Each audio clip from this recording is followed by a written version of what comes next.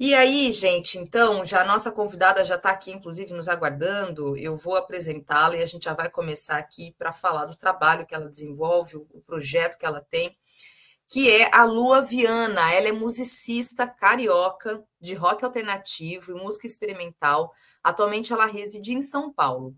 Desde 2020, ela tem publicado composições que ela produz diretamente do seu quarto através do projeto Sonhos Tomam Conta, definido por uma abordagem etérea que busca tratar de temas como saúde mental e sua vivência como travesti e a alienação causada pela vida urbana no capitalismo.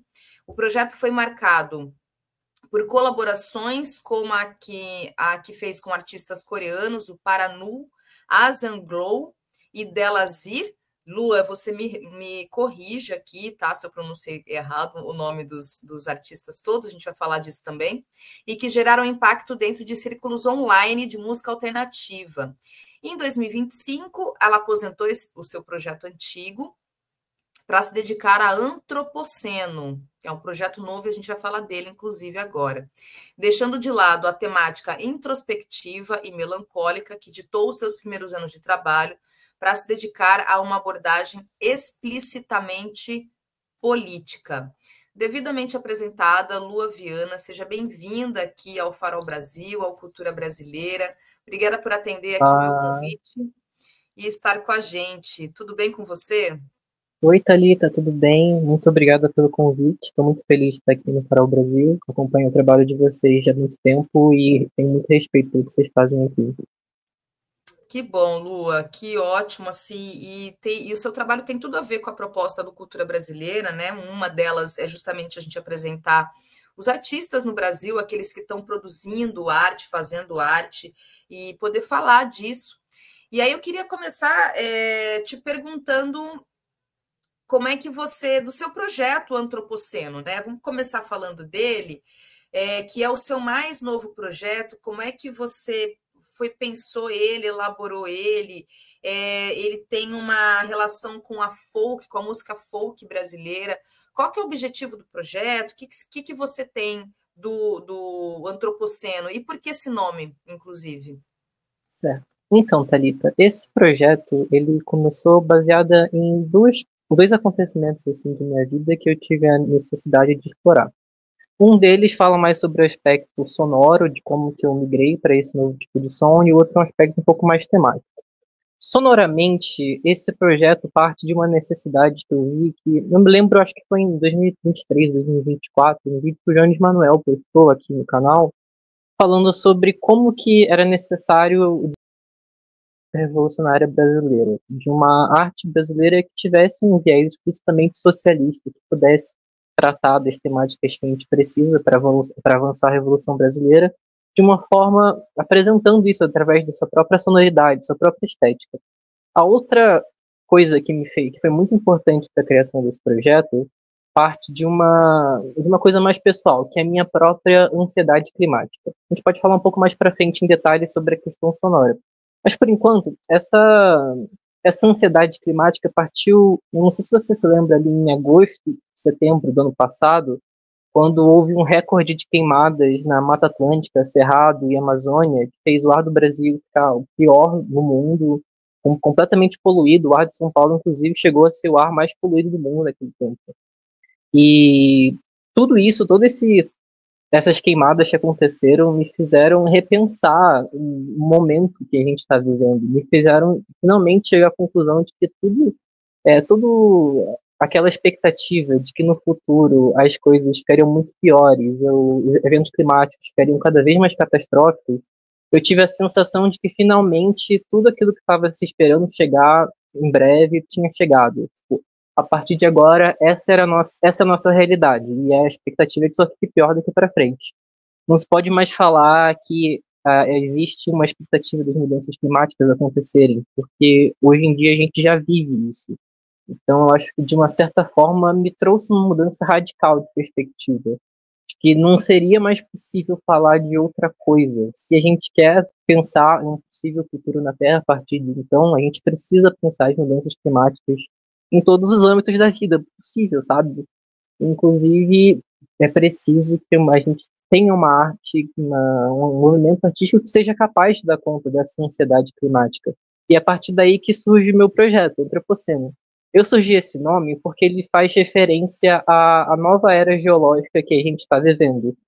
Ainda é uma coisa, é um debate dentro da comunidade científica, não é consenso, mas se diz dessa era Antropoceno como sequência para o Holoceno, né? Tipo, que essa nova era geológica seria marcada pela ação humana na Terra, da gente ser capaz de medir geologicamente a ação humana na Terra.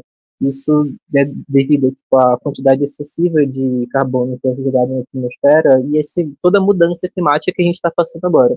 Então eu escolhi esse nome, Antropoceno, justamente para que a gente pudesse debater o Antropoceno, e pudesse ter um debate um pouco mais sincero sobre as mudanças climáticas.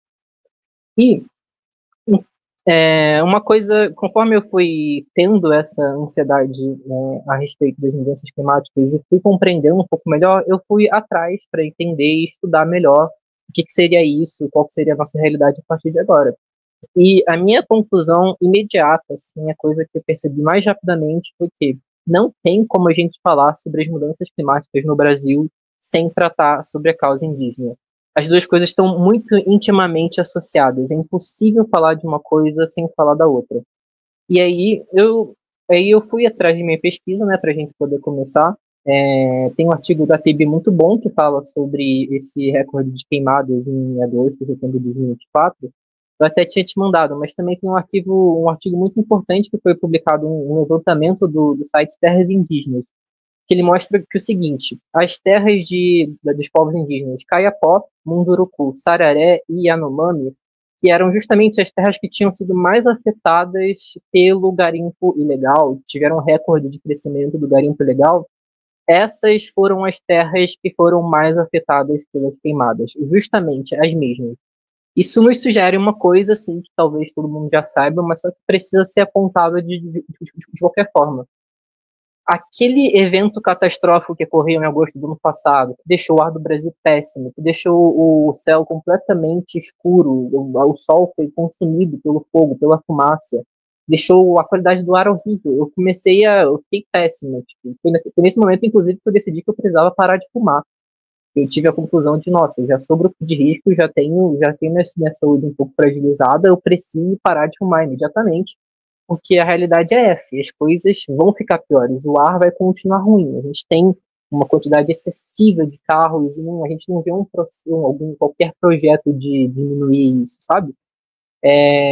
Mas, então, enfim, essas terras que foram afetadas pelo garimpo foram justamente as mais queimadas, elas nos mostram que, tipo, essas terras foram griladas, né? Tipo, o que aconteceu aí, esse recorde de queimas, foi para grilagem de terras. Os grandes fazendeiros e garimpeiros resolveram fazer esse recorde de queimada justamente para roubar as terras indígenas, roubar para si, expandir a fronteira do agronegócio. E aí, cada vez mais, conforme mais você vai pesquisando sobre isso, cada vez mais vai ficando claro. Tem um artigo impecável da Sabrina Fernandes, uma pensadora ecossocialista que eu tenho muito, muito respeito, que detalha muito, muito bem. É esse aí que está na tela agora. Que para combater as queimadas, o Brasil precisa se livrar do agro. Esse artigo fica absolutamente evidente assim, que o agronegócio é o principal responsável pelas queimadas. E o agronegócio é o principal motor do fim do mundo no Brasil, né? Essa que é a grande realidade. Os grandes fazendeiros são os responsáveis por essa expansão desenfreada da fronteira agrícola, de tirar as terras indígenas justamente para a produção de commodities que seriam vendidas, coisas que nunca é revertida para benefício para o Brasil, né? É um negócio das grandes empresas, não tem muito, muita praticidade, né, na nossa vida. Muito pelo contrário, a nossa comida é feita pelos pequenos e médios agricultores. E não tem sido, esse artigo mostra também como o Plano Safra, que foi recorde novamente no ano passado, foi publicado logo após essas queimadas como indicativo de que o governo atual não tem tanto interesse prático assim de lidar com essa questão, nos mostra que o crédito para pequenos e médios agricultores é muito menor do que o crédito para as grandes empresas do agronegócio. Enquanto o agronegócio recebeu mais de 400 bilhões novamente, um orçamento recorde. Os médios e pequenos agricultores do Brasil, que são justamente os que produzem a nossa comida, tiveram um orçamento de 70 bilhões. Ou seja, cada vez mais fica claro de que nosso governo, a nossa conjuntura atual, não tem muito interesse além do retórico de reverter essa questão. Sempre se fala sobre a necessidade de cuidar dessa questão de reverter, mas a verdade é que na questão prática, do que tem sido feito no dia a dia, assim, nas políticas públicas de orçamento, é que o agronegócio continua a ser financiado, o agronegócio continua a mandar no Brasil, continua a acelerar esse fim do mundo, produzindo cada vez mais gado, cada vez mais soja, destruindo cada vez mais o meio ambiente, expandindo cada vez mais a fronteira agrícola, tirando das terras indígenas, porque, novamente, os povos indígenas são aqueles que preservam a terra. Se você quer preservar a Amazônia, você precisa necessariamente demarcar as terras indígenas e defender as terras indígenas. E é a partir daí que eu criei esse projeto. Essa é a grande temática desse projeto. Eu busquei defender justamente essa questão e se posicionar num embate cultural contra a ideologia do agronegócio, né? Porque o agronegócio ele se mantém vivo no país devido à sua ideologia, ele exporta o seu agronejo, o seu sertanejo, as suas festas magníficas da Ana Castela, que são feitas com milhares e milhares de dinheiro de cofres públicos. É justamente dessa maneira com que o agronegócio se legitimiza, né, para que ele consiga continuar explorando a terra. Ele parte dessa ideologia e dessa forma de penetração cultural, né, tipo, é através do sertanejo, é através especificamente do agronejo e da venda desse estilo de vida do agronegócio. E é justamente isso que a gente precisa combater. Eu acho que meu papel como artista, meu papel como classe mesmo, é justamente me colocar no embate cultural contra isso, proporcionar uma arte que seja verdadeiramente socialista, né? Tenha um papel prático de denúncia através da própria prática artística, né? Da própria música, dos temas que são tratados também da musicalidade. E Lua, você, inclusive, a gente estava conversando um pouco mais cedo, né? Além da Sabrina Fernandes, você até fala de outras referências, lideranças indígenas, como Davi Copenau, como o Ayrton Krenak, a própria Sabrina também. E o que me faz assim realmente pensar dessa relação, e é isso que eu queria muito te ouvir, da arte com a política. Né? Então, teve um momento que você resolve, como está na sua apresentação, inclusive, né? Você resolve sair de um universo mais abstrato, subjetivo da arte, embora ele ainda esteja presente, porque eu acho que não tem como, né, isso ir embora de maneira, né, de forma completa, mas você faz uma mudança na sua carreira como artista para explicitamente tratar politicamente mesmo, né? Então, eu queria te ouvir como é que você avalia essa relação da política com a arte. E aí você fala de uma arte realmente socialista, né? Uma arte que traga isso ali como uma bandeira mesmo. E eu queria te ouvir sobre esse ponto, assim, como é que o momento que você faz a sua virada, né? E também como é que você avalia essa relação da arte com política, mas dessa forma, uma arte que é socialista, uma arte que está falando de revolução, que faz esses apontamentos, que apresenta, inclusive em tom de alerta, de denúncia, como está inclusive no seu clipe, né? Eu vou colocar aqui alguns trechinhos, o seu clipe que está no YouTube, o Samba do Fim do Mundo. Samba do Fim do Mundo. Vou pôr o clipe aqui, gente, mas queria te ouvir. Como é que foi esse momento da virada e essa relação mesmo dessa política com a cultura, né? Com a cultura não, com a arte, na verdade, mais especificamente falando. Uhum. Então, Thalita, como eu tinha dito, parte da minha necessidade de mudança de projeto parte da compreensão de que a gente precisa criar uma arte socialista. Mas não somente isso, é a parte da compreensão de que artistas socialistas não são suficientes. Que a gente precisa fazer uma arte que tenha o seu próprio argumento sonoro, estético, que seja explicitamente socialista. Não só na temática, mas na própria construção da sonoridade, né? E esse é meu grande objetivo, assim, com o projeto, porque, assim, eu tenho realmente a compreensão de que esse momento cultural que a gente está vivendo atualmente é propício para que se desenvolva uma arte, uma estética revolucionária brasileira de fato.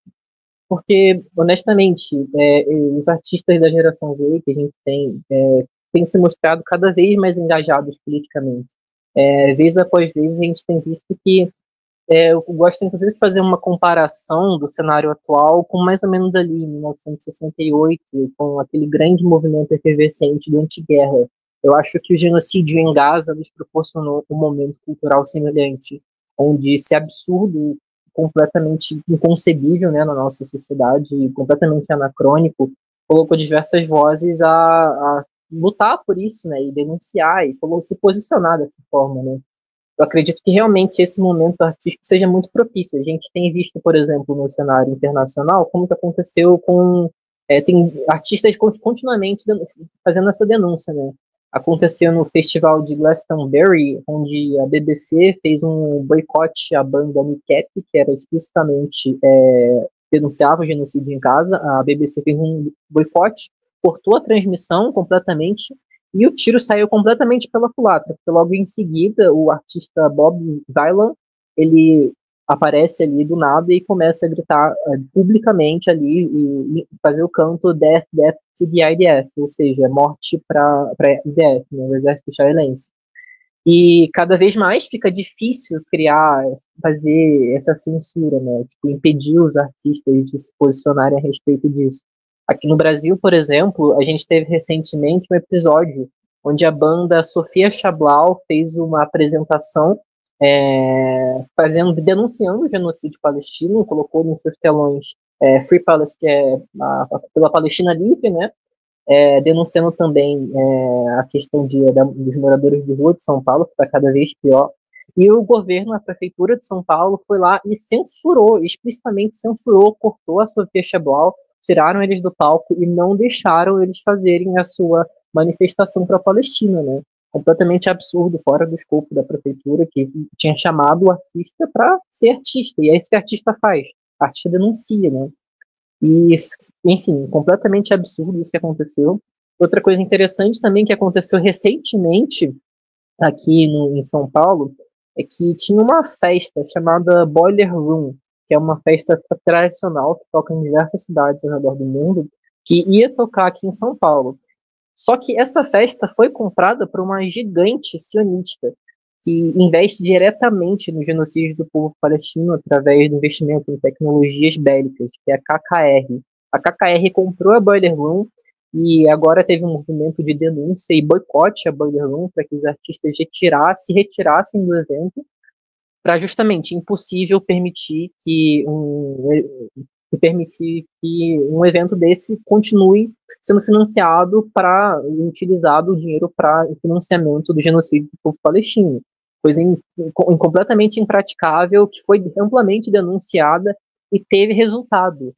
Teve dois artistas que se retiraram completamente do evento em solidariedade ao povo palestino, Alírio e De Silvestre. De Silvestre é uma artista muito importante do movimento de funk, beat bruxaria de São Paulo, uma das grandes nomes desse projeto, dessa nova cena, né?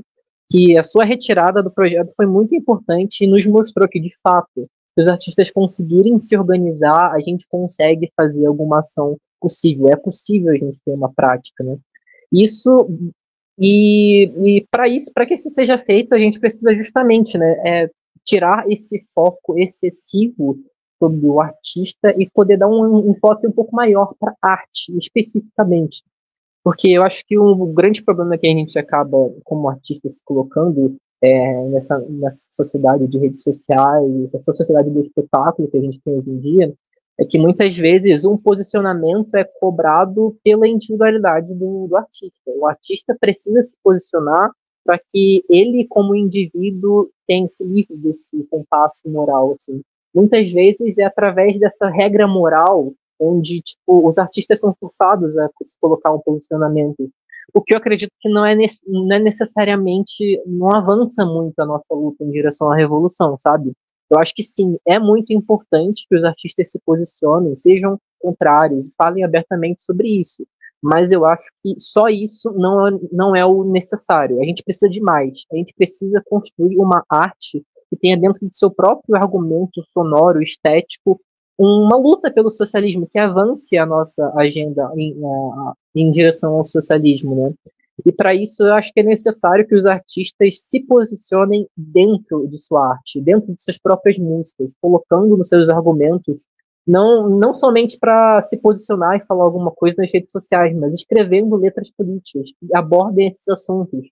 E não somente isso, acho que a gente precisa construir um argumento sonoro mesmo que seja revolucionário. A gente precisa, através da própria forma onde a gente organiza os nossos sons dentro de nossos ideais artísticos, que a gente avance a agenda socialista dentro disso, sabe? Assim como, porque o agro, honestamente, o agronegócio está fazendo isso muito bem, tá? O agronejo, o seu produto cultural é muito cuidadosamente pensado para a venda do ideal de vida do agronegócio, sabe? É uma coisa muito bem pensada mesmo. Tipo, quando você vai ver as grandes apresentações da Ana Castela, você vai ver como tudo aquilo é milimetricamente calculado para a venda daquele estilo de vida super de ostentação, de tratores gigantes do agronegócio. E para a gente ter uma condição de combater isso dentro do campo cultural, a gente precisa também fazer um argumento sonoro que seja convincente. E é mais ou menos aí que entra meu projeto, a Natureza Morta. Ele parte dessa ideia de construir um argumento sonoro convincente. E para isso, eu contei com o apoio teórico de dois pensadores muito importantes da causa indígena, que é o Ailton Krenak, com Ideias para Adiar o Fim do Mundo. Eu acho esse livro muito importante, eu acho que todo mundo deveria ler. Mudou completamente a minha forma de enxergar o mundo, de entender tipo, a dicotomia de luta de classes que a gente vive hoje em dia, como um conflito anteriormente entre o projeto civilizatório, né, o projeto capitalista civilizatório, que busca aplainar as civilizações do mundo a uma única constante, e as populações que resistem atreladas junto à terra. São aí os povos indígenas do Brasil, mas também todos os povos do mundo que resistem ao projeto colonial. E outro livro que foi muito importante também foi, enquanto esse aqui é muito fácil, muito tranquilo de ler, dá para você ler uma tarde, muito facilmente, eu recomendo todos que façam isso. Tem também A Queda do Céu, do Davi Kopenawa. Esse livro aqui é gigantesco, ele é muito, muito importante e uma investigação muito, muito interessante sobre a cultura dos povos Yanomami, que habitam hoje em dia ali na região do estado da Roraima, né, na divisa com a Venezuela. É um livro muito denso e muito importante que mudou completamente a minha visão de mundo por entender como que aos poucos você vai ingressando assim dentro da cultura dos Yanomami. Isso te faz refletir sobre a nossa própria cultura, né? Sobre coisas que a gente dá como finais sobre a nossa própria cultura que a gente nem entende que são culturais. É um livro que muda completamente a minha perspectiva sobre o mundo. E eu me utilizei dessa metáfora que dá nome para o livro, A Queda do Céu, que é um mito de criação dos povos Yanomami, que fala sobre como no início dos tempos haviam tipo dois irmãos, Yomamá e Oase, criaram um céu, mas devido à inexperiência deles, o céu caiu e eles precisaram criar um segundo céu. Quando eles foram criar esse segundo céu, eles tiveram que contar com o apoio dos espíritos Shapiri e dos xamãs Yanomami, que mantêm, através de suas práticas espirituais, o céu no seu lugar até hoje.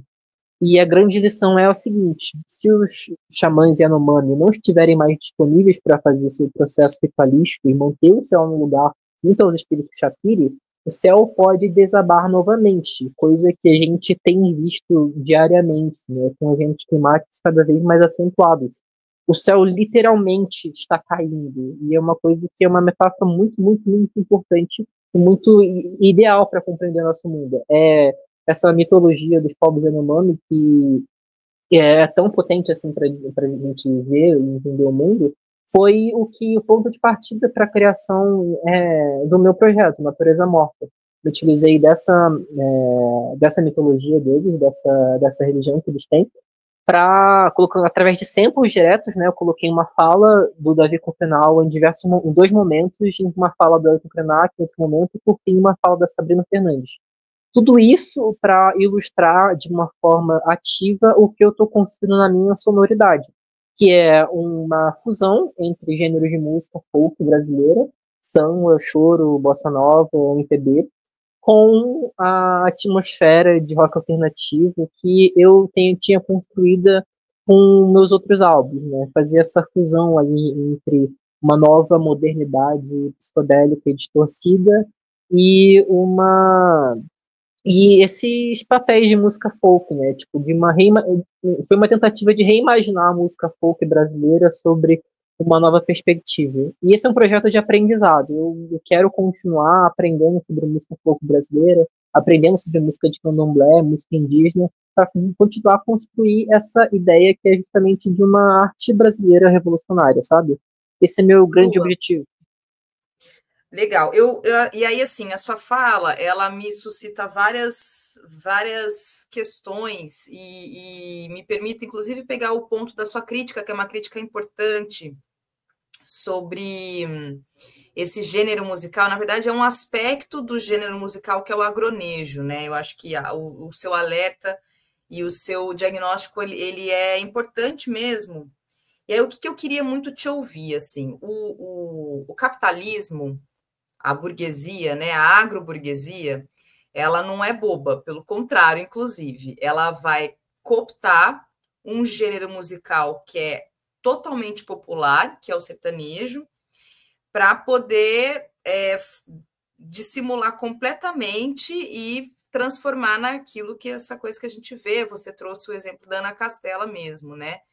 E porque, na verdade, o sertanejo, na sua concepção, ele é um gênero musical popular das classes trabalhadoras, né? Ele é um gênero musical afro-indígena, inclusive.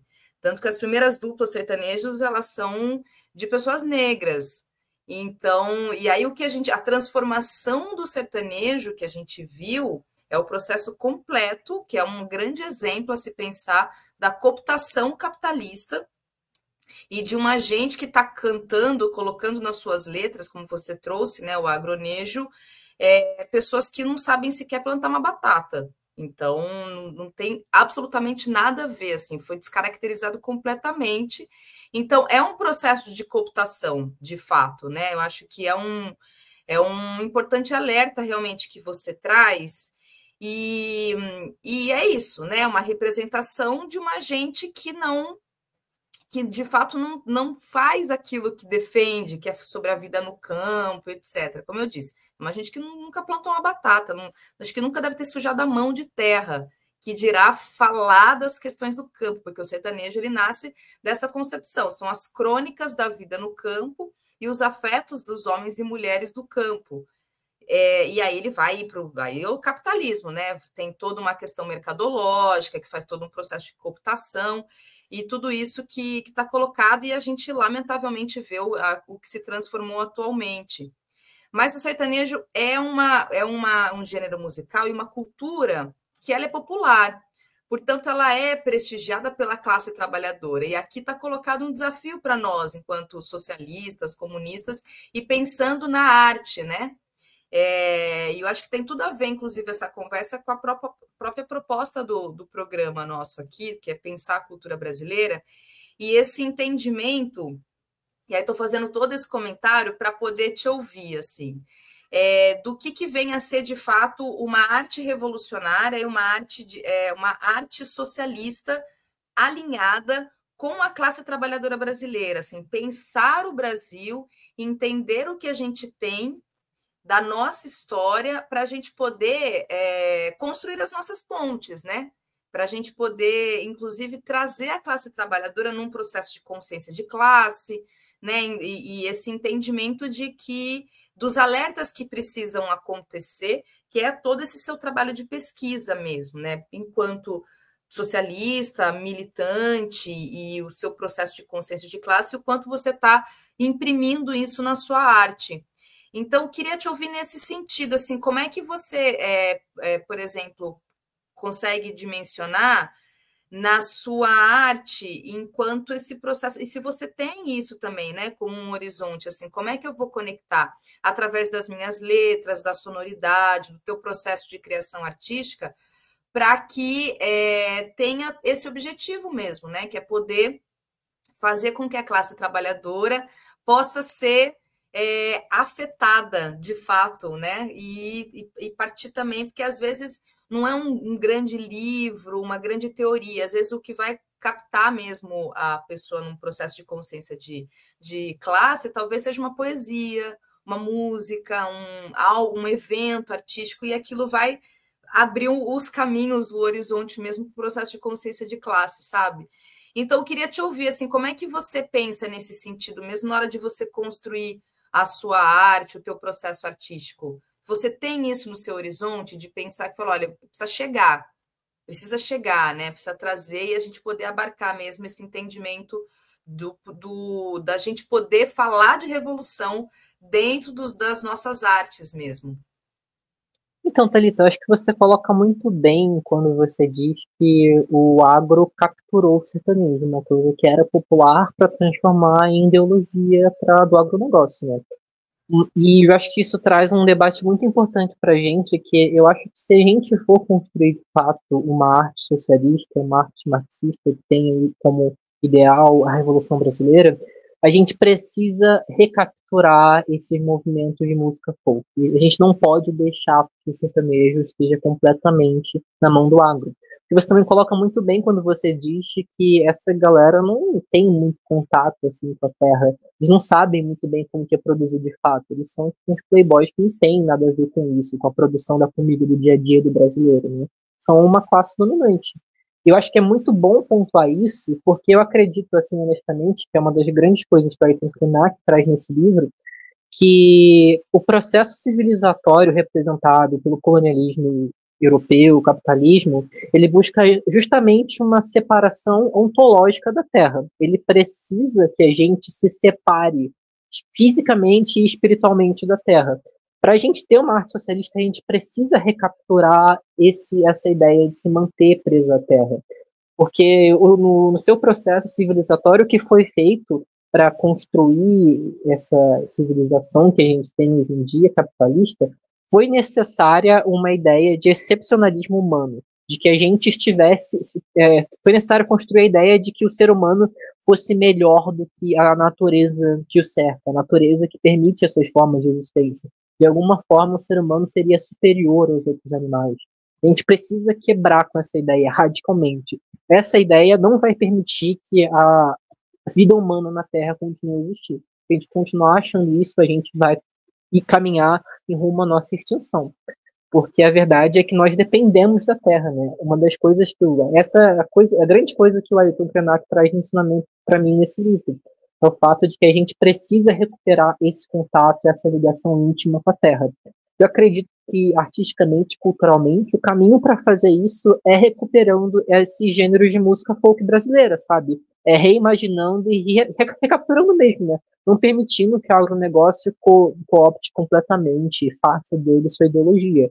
A gente precisa recapturar isso porque, honestamente, ao longo de toda a história do Brasil, os movimentos artísticos estiveram dentro da contracultura sendo um movimento de resistência. A música de candomblé, a própria música indígena, o samba, todos eles nascem como uma forma de contracultura. Tudo isso não era legalizado, né? As pessoas eram perseguidas por estarem praticando, fazendo as suas práticas religiosas e musicais, que muitas vezes se confundiam, muitas vezes são a mesma coisa, né? A prática espiritual e a prática musical. Então, acredito que a gente não pode deixar simplesmente que o agronegócio tome para si o sertanejo como faça dele o que quiser, seu movimento cultural. A gente precisa recapturar isso. Eu acho que é justamente aí que entra aquele argumento sonoro estético que eu estava falando rumo à Revolução Brasileira. Uma arte socialista precisa recuperar o que é brasileiro de fato, né? Esses movimentos culturais brasileiros, sabe? A gente tem um exemplo muito bom de um artista que mistura sertanejo com outras influências de black metal e outras coisas de um jeito semelhante que eu faço, uma grande inspiração, que é o Cataíra. Ele é um artista de Brasília que tem influências muito marcadas de sertanejo nessas músicas e tem uma proposta explicitamente política, socialista, definitivamente. Então, eu acredito que se a gente for construir essa arte brasileira, a gente inevitavelmente vai ter que cair no debate em que a literatura e a arte brasileira sempre esteve. É o debate sobre a brasilidade. O que faz a arte brasileira ser brasileira? Inevitavelmente a gente cai nesse debate, né? Eu acho importante que a gente faça esse debate de uma forma mais consciente sobre como que ele se instaurou, né? Porque essa obsessão da literatura e arte brasileira provém do fato de que o Brasil precisava se impor enquanto Estado-nação. Os primeiros movimentos artísticos, principalmente ali o indianismo, do José de Alencar e essa galera aí, buscava construir essa ideia do que é brasileiro, construir justamente através dessa união de símbolos super racista, né, que o movimento indianista tinha. Eles buscavam construir a brasilidade para se projetar diante do mundo, para que o Brasil pudesse chegar a dizer ao mundo: olha só, eu sou um projeto colonial bem sucedido. A gente chegou aqui, a gente devastou todas essas terras, a gente instaurou um país com essa cultura. E eu acredito que, novamente, a arte marxista socialista brasileira precisa lidar com essa questão, né? Desde então, a gente nunca conseguiu se livrar exatamente do fato de que a arte brasileira foi utilizada para a construção do Estado-nação. Tanto os movimentos como o modernismo, né, da década de 20 e o tropicalismo da década de 60, de forma ou de outra, eles continuaram a servir para esse mesmo propósito. Tanto que, quando ali chega o golpe militar de 1964, muito rapidamente a bossa nova é cooptada pelo movimento militar para a construção desse Brasil, da imagem do Brasil, da ditadura militar, né? Então, quando a gente constrói esse argumento sonoro estético, a gente precisa levar tudo isso em consideração. Levar em consideração toda a história da construção da brasilidade. E de que isso foi necessário para reafirmar esse projeto civilizatório. Tinha em mente um excepcionalismo de separação ontológica completa da Terra. Né? O ser humano passaria a ser melhor do que a Terra. Eu acho que é esse o argumento que o agronegócio continua a defender, e é isso que a gente precisa ir contra. Eu estou continuando a estudar principalmente duas coisas, que é música de candomblé. Eu tenho me interessado muito profundamente. Primeiro, porque é muito bonito. Eu tenho ido constantemente no terreiro aqui perto da minha casa, onde minha namorada ela faz parte, né, ela é uma pessoa de santo. Eu tenho aprendido muito sobre a música de candomblé e eu tenho entendido o quão basal foi para a construção de diversos gêneros de música brasileira. Samba, a funk, tudo isso tem suas raízes diretamente nas religiões de matriz africana, candomblé e umbanda. Eu tenho tentado aprender também um pouco mais sobre a música indígena, quais são os seus reflexos, né, na cultura, no nosso dia a dia. Eu tenho aprendido tupi antigo, tenho aprendido coisas muito interessantes que ajudam a reformular essa ideia de excepcionalismo humano. Em tupi, por exemplo, a mesma palavra que se tem para mão é utilizada para pata. Não tem uma separação entre mão humana e pata animal, é a mesma coisa. Da mesma forma que a fala humana e os sons dos animais também têm a mesma palavra. Não tem separação, novamente, entre o som que o humano produz e o som que os outros animais produzem. A palavra é a mesma, Nyeng. E eu acredito que esse tipo de coisa é o que nos pode permitir essa aproximação de volta com a Terra, né? Essa reaproximação precisa passar por reentender os movimentos de música folk brasileira, né? Reentender como que eles foram construídos nesse processo de resistência, né? Enquanto o Estado-nação estava se compondo e o Brasil estava se realizando enquanto projeto colonial, esses movimentos artísticos buscavam justamente a resistência, se manter junto à terra através de suas práticas, mantendo as suas práticas vivas. Eu acho que é isso que a gente precisa fazer, a gente precisa reinterpretar todos esses movimentos brasileiros, de folk brasileiro, genuinamente brasileiro, tem sua união com as práticas indígenas, como que o berimbau, por exemplo, é um instrumento indígena, com as tradições africanas que foram essenciais para a construção de vários dos gêneros que a gente tem hoje em dia. Todos eles têm suas raízes diretamente no candomblé. Então, realmente, é isso que eu acredito, que a gente precisa reinterpretar isso e retomar para si, não deixar que o agro coopte completamente. Lua, os artistas independentes, né? Assim, eu queria te ouvir um pouco como é que está a cena, assim, de outros artistas. A cena dos artistas independentes tem essa concepção também, primeiro, o entendimento como resistência, porque, né, a cena da arte independente tem isso no seu horizonte, mas também a partir dessa concepção da luta de classes, assim, dentro, né, do teu trabalho e dos diálogos que você tem com outros artistas, você percebe que há esse entendimento dessa urgência da gente pensar a partir dessa perspectiva da luta de classes, essa perspectiva que é marxista, e para poder olhar, inclusive, para essas questões sociais. Como é que está nesse momento assim essa relação da política dentro da cena? Fico feliz que você tenha feito essa pergunta, porque realmente eu acho que hoje em dia a gente tem uma potencialidade muito grande. Eu vejo ao meu redor muitos artistas que têm mais ou menos a minha idade, outros um pouco mais velhos, outros um pouco mais novos, mas em geral eu vejo uma tendência de que os artistas têm procurado se posicionar mais, têm tentado ter uma voz política um pouco mais ativa. O que eu acredito que agora é que a gente precisa se organizar para que isso saia do campo da individualidade do artista, né? Do artista que se posiciona e isso transborde para a própria arte, né? Para que isso seja realizado enquanto movimento artístico. Eu acredito que esse potencial está dado e eu estou trabalhando, fazendo o possível para avançar em torno disso, né? Para avançar nessa direção. Hoje, eu acho que eu vou dar vários exemplos de artistas que eu acredito que sejam politicamente engajados, que tenham uma visão política em suas obras e que tenham, de fato, compartilhem o nosso objetivo, né, de avançar em direção à Revolução Brasileira. Que são, de rock, a gente tem o Cataíra, músico de black metal, sertanejo, samba, que eu mencionei anteriormente. A gente tem o Papangu também, que eles são de João Pessoa, na Paraíba, fazem um trabalho maravilhoso de união entre rock progressivo, forró, baião e outros gêneros de música nordestina. Muito interessante, muito legal, super recomendo. De música eletrônica, eu recomendaria meus amigos do Rio de Janeiro, o Astrophysics, a Mint e o projeto de funk da Astrophysics, que é o Sexcore. Eles são todos muito politicamente engajados, fazem seu evento de funk mensalmente, assim, quase sempre, com uma proposta política muito engajada. Eles foram bem vocais nessa questão da Boiler Room, que eu tinha mencionado anteriormente. De música eletrônica em São Paulo, a gente também tem a Mariérzia, que faz parte da Mamba Negra, uma artista muito, muito interessante, que faz um tipo de música eletrônica muito interessante, que eu gosto muito. E o Agazeiro também, que sempre é muito politicamente engajado, ele tem publicado constantemente em suas redes sociais, clamando os artistas para que a gente se organize e faça de fato um movimento político, né?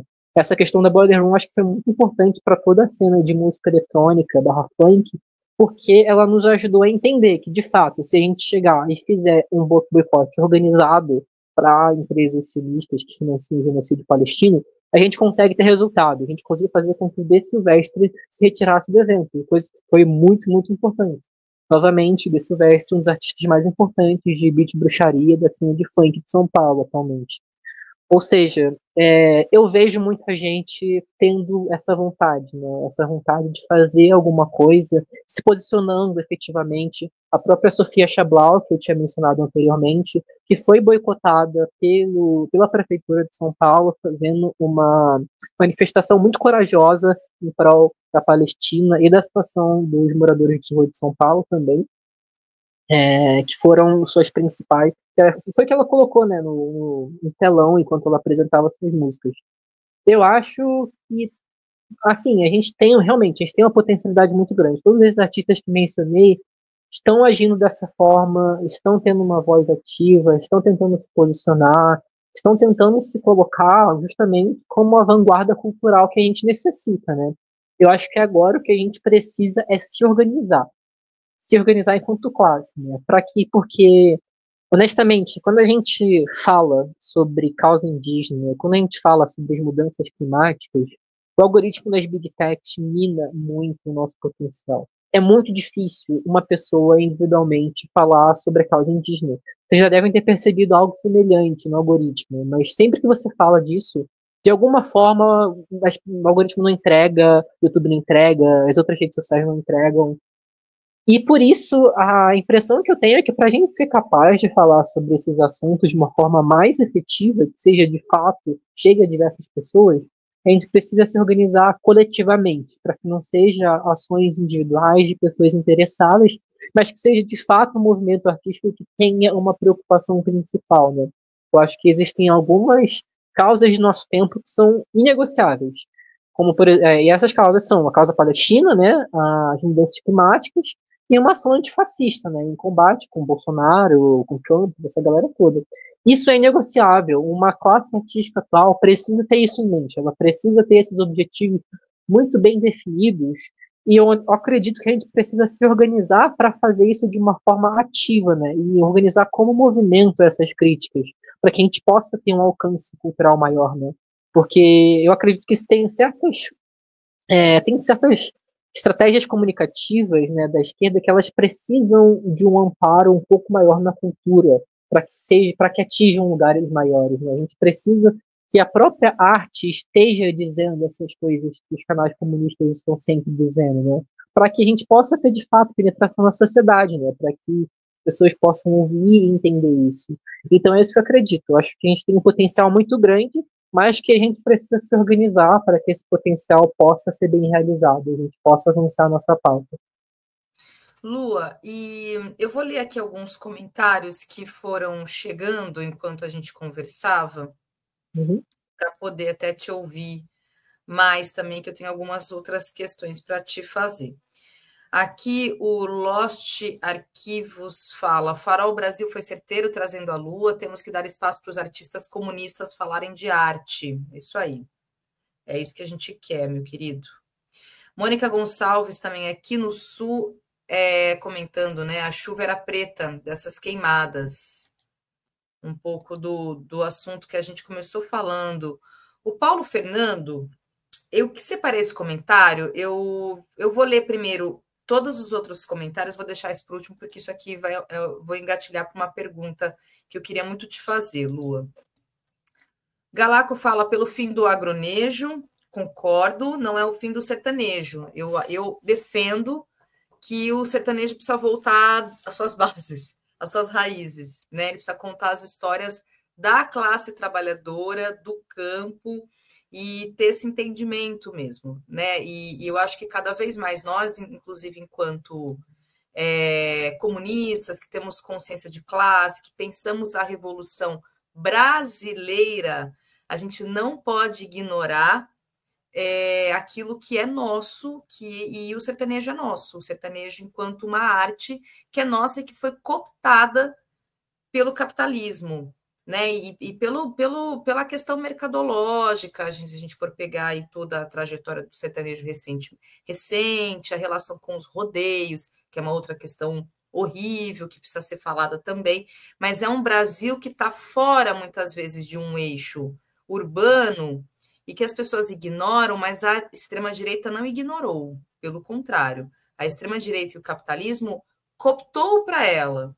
E a classe trabalhadora está lá, a classe trabalhadora vai para rodeio, como eu disse, classe trabalhadora ouve sertanejo, ouve esses artistas todos, e a gente precisa disputar, não ignorar e nem fazer, sabe, Lu, eu realmente eu defendo isso, porque quando a gente ignora ou a gente trata de maneira debochada, sabe, falando que as pessoas não têm cultura ou que a qualidade da música que elas escutam é pior, enfim, trata com certo preconceito, a gente está simplesmente jogando essas pessoas para o lado de lá.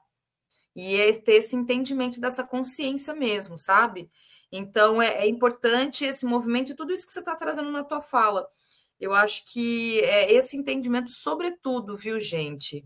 E, inclusive, para dizer que eu vou fazer um material falando sobre isso, eu vou produzir um material falando sobre essa questão do agronejo. Isso é um ponto muito importante que a Lua está trazendo. Eu acho que a gente tem que falar sobre isso. Estou deixando para vocês também o link da página da Lua no Instagram, para vocês acompanharem. Tem gente perguntando onde acessa os seus trabalhos. Tem o link lá, pode falar, Lua. Inclusive, eu vou até colocar na tela aqui esse espaço também, que aqui tem bastante material que é seu. Se você quiser até comentar sobre isso, Lua, sobre o teu trabalho, aonde que acessa, onde que ouve as suas músicas também. Então, gente, tanto os meus trabalhos como Sonhos Tomam Conta, quanto os meus trabalhos como Antropoceno, estão disponíveis no Spotify, Apple Music, todas as plataformas de streaming. Se você quiser me apoiar diretamente, você pode tanto me seguir no Instagram, @sonhostomamconta, como ir para minha página do Bandcamp, onde você pode fazer doações diretas e comprar as mídias físicas que eu publiquei, os vinis e fitas cassete. A Antropoceno já publicou do seu álbum Natureza Morta, inclusive o nome, Natureza Morta. A gente já tem vinil, a gente tem fitas cassetes disponíveis lá no site do Bandcamp da Sonhos Tomam Conta, sonhostomaconta.bandcamp.com.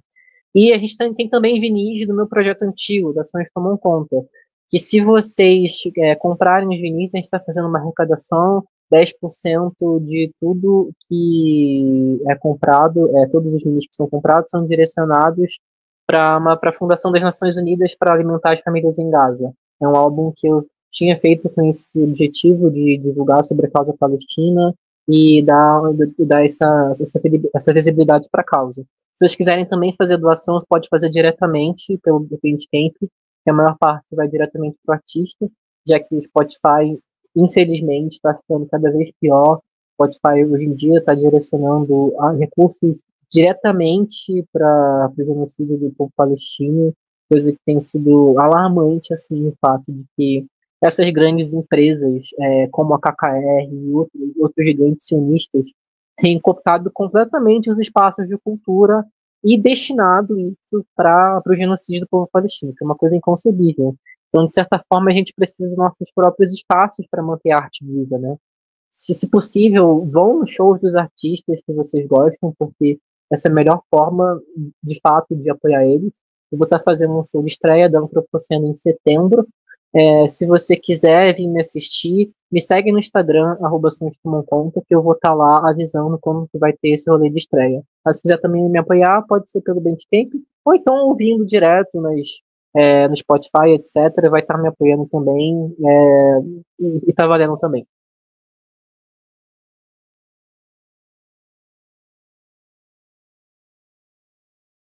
Desculpa, meu microfone estava mutado, né? Deixa eu seguir aqui com os comentários de vocês, gente. Aqui, olha só.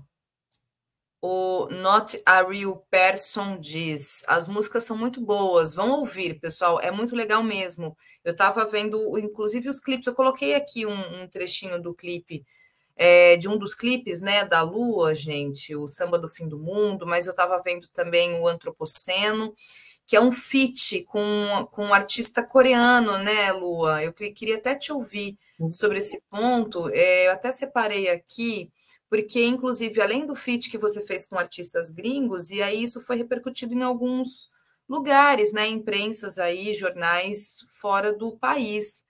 Fala um pouco dessas parcerias, desses artistas, dessa repercussão também do seu trabalho fora do Brasil. Uhum.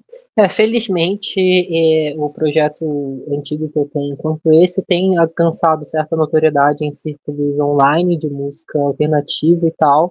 Isso é devido ao fato de que eu, por exemplo, fiz algumas colaborações, né, com artistas coreanos que a gente tinha mencionado anteriormente, né. Nesse álbum, inclusive, eu chamei o Paranou, querido amigo meu, de Seul, da Coreia do Sul, para fazer uma nova participação, essa música chamada The Waves, em inglês, né, tipo, tem uma parte em inglês, mas tem a parte em português, que inclusive tem clipe disponível no YouTube e tal, se vocês quiserem procurar, Antropoceno, feat. Paranou, The Waves, vocês vão achar. Assim, eu sempre foi uma coisa uma conexão muito importante que eu tive com essa galera, né?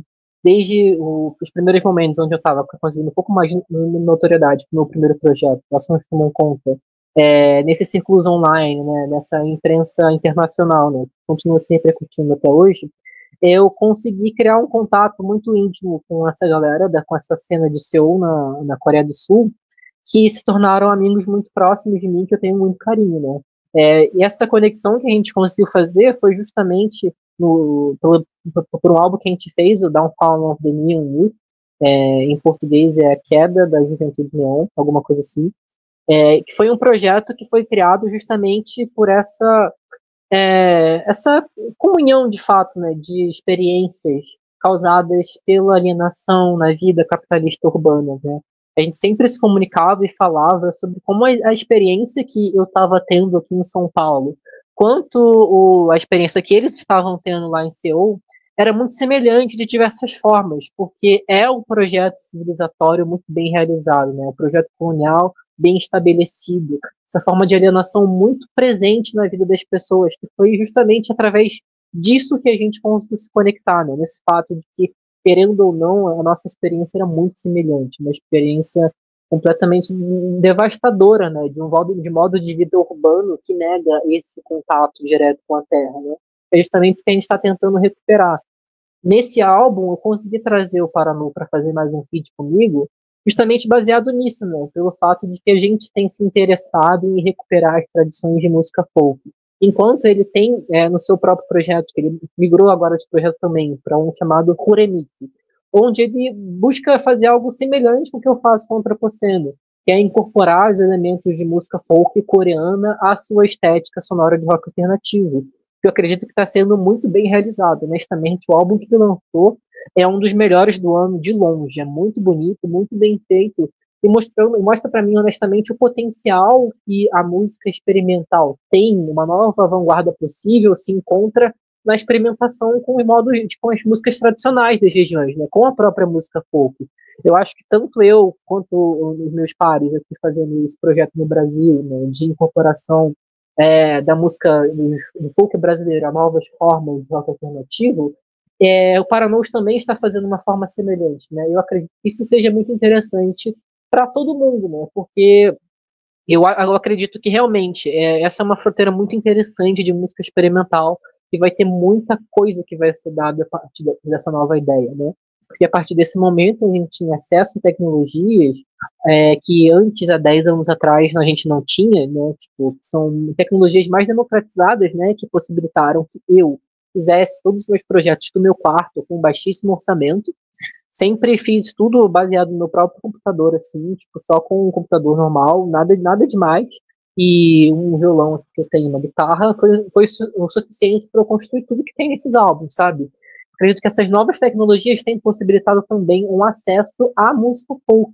Porque nesse álbum que eu fiz, o Natureza Morta, eu incorporei diversas vezes elementos da música folk brasileira através de samples, coisas que hoje em dia são muito fáceis de serem feitas, né? Você pega uma gravação, você vai e reinterpreta ela para a construção de um novo argumento. Eu acho que tem muita coisa interessante a ser feita aí.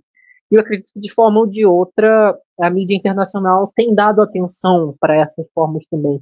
De uma forma ou de outra, esses movimentos assim de música brasileira têm repercutido com a música internacional de um jeito que me traz certa esperança, né? Que eu acredito que se a gente for capaz de se organizar novamente enquanto classe artística, fizer um movimento muito bem direcionado sobre uma arte socialista, revolucionária brasileira, com uma estética específica e direcionada, eu acredito que a gente tem muito potencial de alcançar diversos desses círculos internacionais, né? De fazer essa música de vanguardista brasileira expandir para além do Brasil. Porque, honestamente, tem se provado assim. A música brasileira experimental sempre tem, ao longo dos anos, expandido as fronteiras e alcançado novos caminhos. Acredito, então, que se a gente se organizar, a gente pode ter uma forma muito interessante de projetar o Brasil, que não seja dependente do projeto colonial, que não seja associado, né, a esse ponto da separação entre o humano e a terra, né, que seja associado justamente a esse resgate, que é o que eu estava tentando realizar com esse álbum. Lua, e no Brasil, quem que você tem de referência artística, de artistas de referência na música, assim, que você traz no seu trabalho também, que você tem de inspiração? Olha, além desses artistas que eu já mencionei, todos eles, Papangu, Cataíra, Astrofísica, Minta, Gazeiro, Marierze, toda essa galera, uma cena muito interessante. Diria também que tem os artistas de MPB que tem muito, muito potencial para ir muito longe, especialmente o Castrinho, que é de Belfort Roxo, faz uma MPB experimental super diferente, bonita, que bebe muito da escola da vanguarda paulistana. Também sou grande, sou muito, muito fã. Metá, Jussara Marçal, fazem um som absolutamente incrível. Sou muito, muito fã do trabalho de sincretismo entre música de candomblé e rock e jazz que eles fazem. Eu acho incrível. Que eu acho que, honestamente, esse som da vanguarda paulistana tem sido o principal suporte, né? suporte estético e sonoro para essa nova onda de música brasileira, música experimental brasileira que a gente vem. Todos esses artistas que eu mencionei. Eu acho que o Metal Metal, especificamente, assim como outros artistas também, a Serena Assunção, o próprio Tamara Assunção, toda essa galera, tem dado um suporte artístico muito interessante, porque a música experimental brasileira é muito boa, não falta coisa interessante aqui. Eu acho que eles têm uma tradição musical muito, muito rica mesmo. Incrível, também gosto muito da Jussara, gosto muito da Serena Assunção, realmente, e o entendimento de que a música brasileira ela segue atualizada, né? Essa coisa de, sabe, uma coisa saudosista, nostálgica, de uma MPB que ficou lá né, no seu auge dos anos 60, 70. Pelo contrário, a gente, assim, os artistas brasileiros estão produzindo muito, produzindo coisa muito boa, né? E para além do mainstream, né? Para além do que a gente está vendo, e o esforço aqui do Cultura Brasileira é justamente tentar colocar os artistas que estão fora para poder virem aqui falar um pouco do seu trabalho, né? Como você está fazendo, Lua. O Felipe Correia, ele está dizendo aqui o seguinte: alguém coloca, por favor, os links dos artistas que a Lua recomendou. O Felipe, eu vou pedir, inclusive, para a Lua, muito generosamente, quando ela puder, me passar o link desses artistas todos, porque aí eu posso ir divulgando aqui também no programa, tá? Eu também fiquei Perfeito, bastante sim. interessada, inclusive para convidar esses artistas para virem aqui no programa, conversar conosco. Aqui ele diz o seguinte: Lu, acabei de ouvir um pouco da tua música, achei muito bom, profundo e sincero, bem produzido e criativo. Parabéns. Muito obrigado. Aqui lá ela falando que a entrevista com a Lua realmente vai ficar no canal de cortes, além de ficar aqui também no programa, né? Que é o programa, ele pode ser visto aí depois do ao vivo. E, gente, também aqui tem um questionamento do João Pereira, que ele fala sobre precisamos nos livrar dos estrangeirismo. O folk significa o quê? Não existe uma designação na nossa língua que dê conta desse gênero musical? Se você quiser fazer um comentário sobre o folk, né? Porque o folk ele realmente é um gênero musical que ele nasce, se eu não me engano, no Reino Unido, pós-Segunda Guerra Mundial, até onde eu sei, mas ele vai aí, né, indo para outros países também, ele acaba se tornando um gênero musical. Então, se quiser, Lua, comentar, fique à vontade. E aí eu queria fazer uma última pergunta. O Paulo Fernando, ele disse o seguinte: a arte precisa ser apocalíptica. E a gente tem muito dentro das nossas elaborações, né, e dos nossos questionamentos no socialismo, né, e pensar nos nossos processos revolucionários, o quanto é lamentável, para dizer o mínimo, de as pessoas pensarem o fim do mundo e não pensarem a superação do sistema capitalista. E você é uma jovem artista, né? Então eu fico realmente pensando, e aí vou encaminhar para a pergunta mesmo, e acho que talvez um pouco até do começo da tua fala, da tua transição artística, né? Do processo que você tinha, que era mais um processo mais melancólico, mais introspectivo, do mundo etéreo, e você vai para faz um movimento para trabalhar a sua arte mais politicamente mesmo, né? De maneira militante, de fato.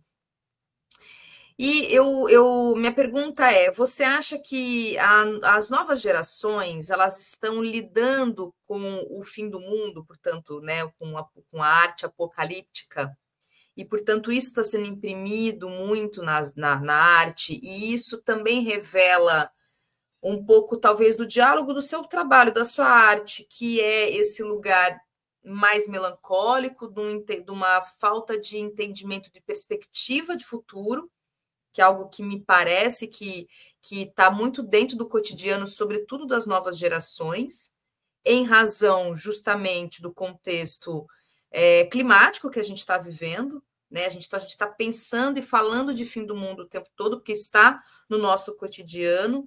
E aí eu queria te ouvir se isso faz um sentido e se você percebe isso dentro da tua geração, né, dessa juventude que está lidando com o fim do mundo o tempo todo. Então, portanto, ela está melancólica, me parece, e você, enquanto artista, está tentando trazer isso no seu trabalho.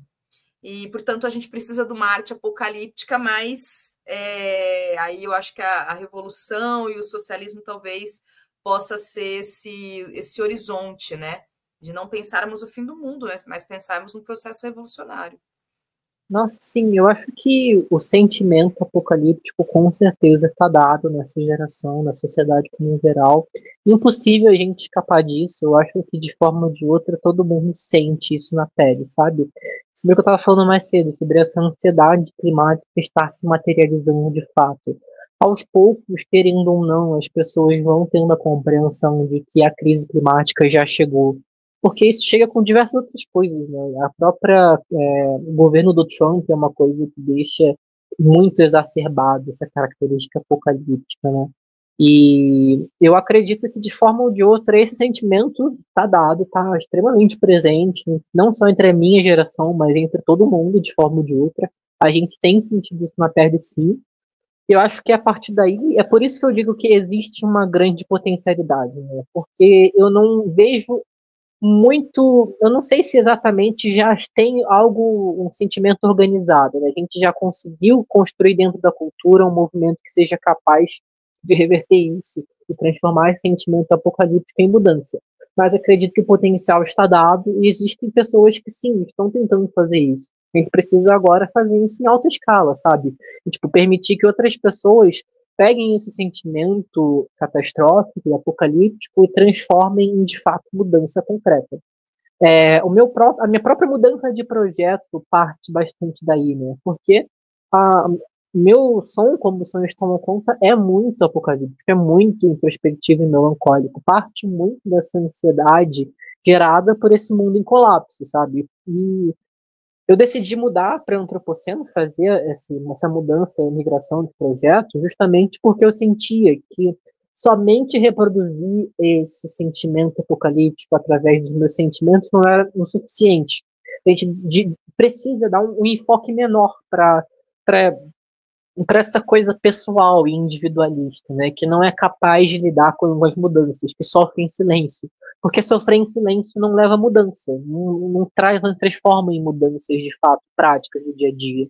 Esse sentimento é uma coisa que existe, a gente precisa levar ele em consideração e valorizar ele, dar voz para ele. A gente precisa transformar ele, canalizar em alguma mudança de fato, né, alguma ação positiva.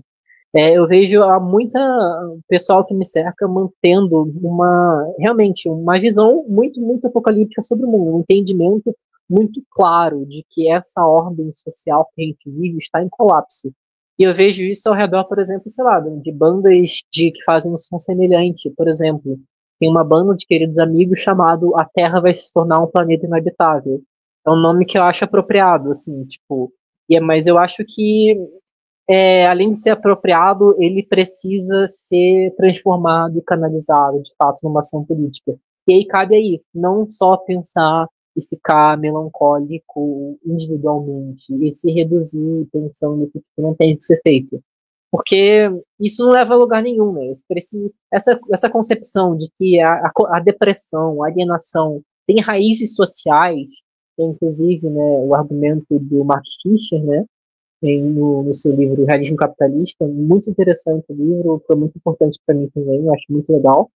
Essa compreensão de que essas causas endêmicas assim, de doença da sociedade, da saúde mental, tem uma raiz muito, muito, muito forte em causas sociais explícitas, elas nos dá, eu acho que essa compreensão nos dá o combustível necessário para a mudança.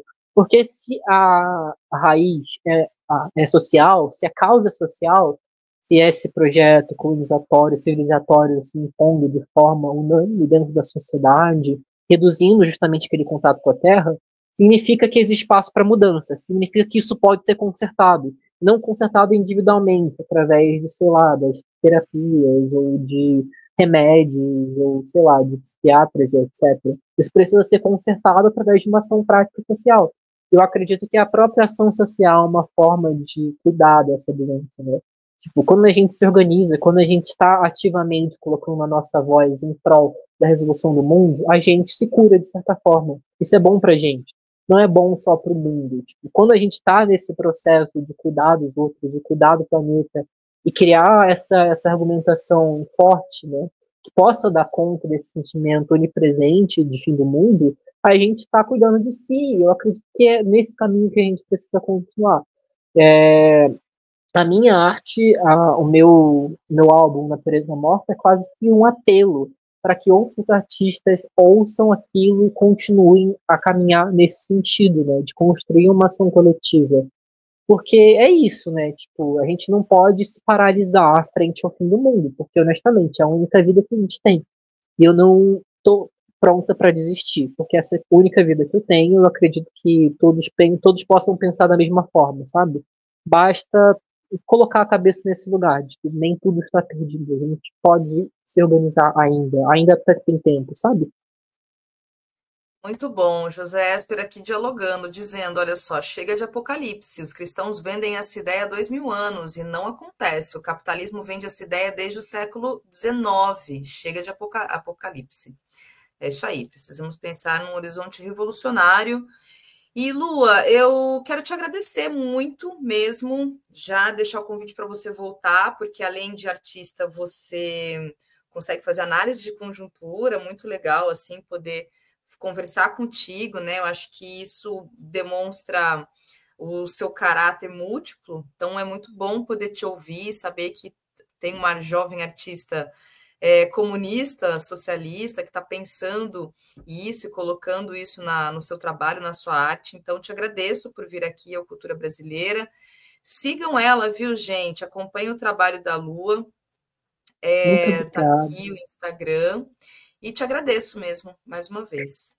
Eu agradeço, viu? Estou muito feliz de estar participando aqui. Sou muito fã do trabalho que vocês fazem aqui no Farol Brasil, no Noite Brasil. Acho muito importante esse canal de notícias, né, de comunicação, de criação de contato entre de classes diferentes e tipos de pessoas. Eu acho que a gente pode realmente construir essa luta juntos e, enfim, muito obrigada mesmo pelo convite. Estou muito feliz de estar aqui hoje. Até uma próxima, Lua. Obrigada. Tchau, tchau.